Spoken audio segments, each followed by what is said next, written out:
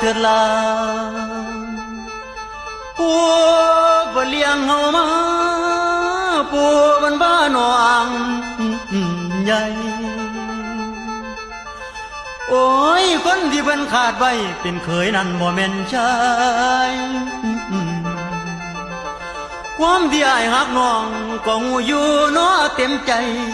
แต่ก็เมิดความหมายพ่อแม่นางเพิ่นสั่งอ้ายเหลือใจหลายเด้ล่ะพ่ออ้ายเป็นเจ้านาคนหากินเศร้าคำบ่มีแนวอวดอูเทียมทานผ่านบ่มีโอ้ยน้องสาวก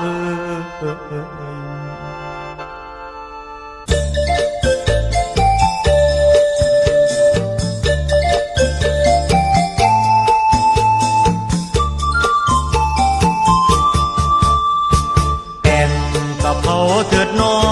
งผู้ครองที่สมกันแม่ท่านคงหมายมันอยากให้ลูกนั้นได้คนดีที่รู้อยู่แก่ใจว่าพี่ไม่คู่ควรน้องนางขอไปตามทางชีวิตคนข้างถนน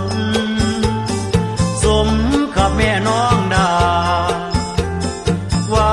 ไอเศษเด่นคนคำนี้ก้องอยู่ตนจนแล้วต้องเกี่ยมเตรียมเถิดลาฟังไม่ว่ากินดองของน้องลอยอยู่อายสู้เขาบ่ได้คนไข้ตำสะบุนโลกนี้วุ่นเป็นกวาดแกงศักดิ์ศรีที่นี่เป็นคนถูกผู้หงบ่มีใดไล่มันไปลูกเอ๋ยอย่าสนมันเลยให้เสียเวลาให้คนที่เหล่าเมายาอย่าให้มาใช้ข้าบ้านเราเศร้าสุดทรมานเสียงคำประจานจากคุณนายเล็บแดงถูกด่า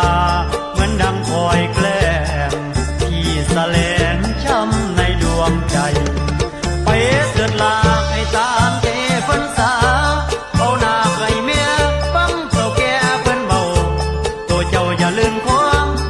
ให้แม่น้องหน้าใหญ่เท่ากล่องเบียร์กับเศรษฐีเงินขังอย่าห่วงหลัง